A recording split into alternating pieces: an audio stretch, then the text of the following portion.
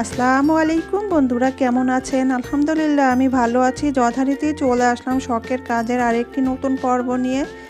আজ আমি আপনাদের সাথে শেয়ার করব নারকেল দুধ দিয়ে ইলিশ মাছ রান্নার একটা মজাদার রেসিপি, যেটি খেতে খুবই অসাধারণ হয়। তো চলুন দেখে নেওয়া যাক এই রান্নাটি করতে আমার কি কি লাগছে।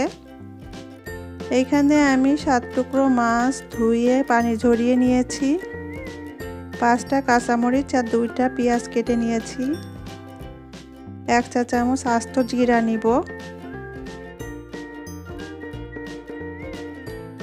1/4 কাপ সাদা তেল নিব,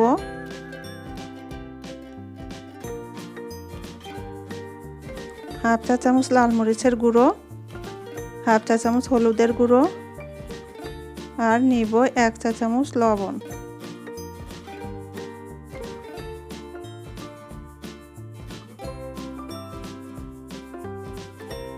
হাফ চা চামচ ধনিয়ার গুঁড়ো নিব।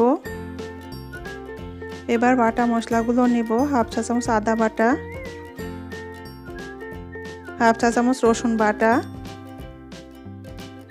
1/2 চা চামচ জিরা বাটা, 2 চা চামচ পেঁয়াজ বাটা আর আমার লাগবে নারকেলের দুধ। এইখানে আমি বড় একটা নারকেল কুড়ে দুধ করে ভালো করে ছেঁকে নিয়েছি। তো চলুন মূল রান্নায় যাই। আমি একটা গামলা নিয়ে নিলাম, গামলায় একটু লবণ হলুদ দিয়ে দিলাম। আগে থেকে ধুয়ে রাখা মাছগুলো আমি লবণ হলুদ মাখিয়ে নিব।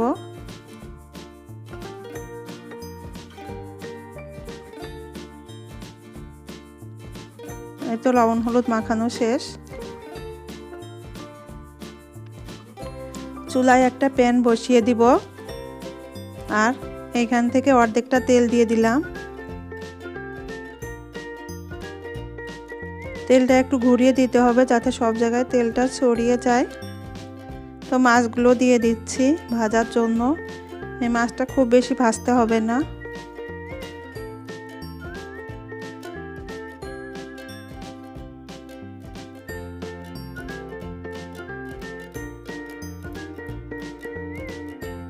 তো আমার এই পাশ কিন্তু ভাজা হয়ে গিয়েছে, আমি এবার উল্টে দিচ্ছি।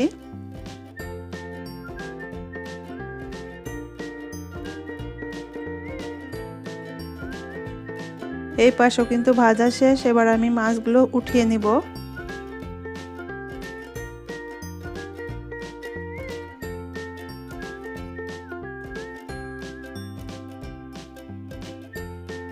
মাছ থেকেও কিন্তু বেশ খানিকটা তেল বের হয়েছে আর এই তেলের মধ্যেই আমি পেঁয়াজ দিয়ে দিলাম। তো পেঁয়াজটা যখন বাদামি রং হয়ে যাবে তখন আমি এক পাশে বাটা মশলাগুলো দিয়ে দিব আর অন্য পাশে হলুদ আর লাল মরিচের গুঁড়োটা দিয়ে দিব। দিয়ে একটু নেড়ে নিব, তাহলে রংটা সুন্দর হবে। আর সবগুলো মশলা একসাথে নেড়ে আমি এবার একটু নারকেলের দুধ দিয়ে দিব। আমি এক্সট্রা কোনো পানি দিব না। আর এই নারকেলের দুধ দিয়েই কিন্তু মশলাটা কষানো হবে। এবার ভালো করে নেড়ে ঢাকা দিয়ে দিব।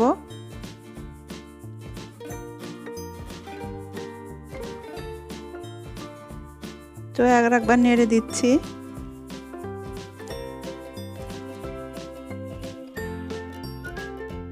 তো দেখেন মশলার উপর তেলটা ভেসে উঠেছে। আর আমি কিন্তু সেই 1/4 কাপের অর্ধেক তেল দিয়েছিলাম আর সেটা দিয়েই রান্না হচ্ছে। আমি কিন্তু আর কোনো তেল দিব না। এবার পুরো নারকেল দুধটা দিয়ে দিচ্ছি আর আগে থেকে কেটে রাখা কাঁচামরিচটা দিয়ে দিব।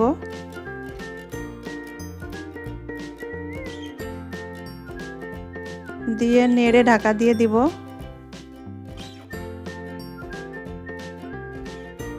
তো যখন এরকম নারকেল দুধটা ফুটে উঠবে তখন আমি এর মধ্যে আগে থেকে ভেজে রাখা মাছগুলো আস্তে করে দিয়ে আলতোভাবে নেড়ে দিব, নেড়ে ঢাকা দিয়ে দিব।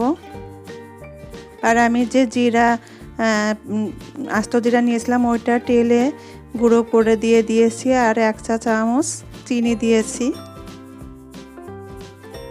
তো দেখেন আমার কিন্তু রান্না শেষ। আমি এবার পরিবেশন করে দেখাচ্ছি। আর এই ফাঁকে একটা কথা বলে নিই, আমার ভিডিওগুলো যদি আপনাদের ভালো লাগে তো অবশ্যই আমার চ্যানেলটি সাবস্ক্রাইব করবেন, পাশে থাকা বেল আইকনটি প্রেস করে দিবেন, যাতে করে আমি কোনো নতুন ভিডিও আপলোড দিলে আপনাদের কাছে নোটিফিকেশান পৌঁছে যায় আর আপনারা দেখে নিতে পারেন আমার ভিডিওগুলো। একটা লাইক দিবেন, কমেন্ট করবেন, বন্ধুদের মাঝে শেয়ার করবেন। তো আজ এই পর্যন্তই, সামনে পর্ব দেখার আমন্ত্রণ রইল। সেই পর্যন্ত সবাই ভালো থাকবেন। আল্লাহ হাফেজ।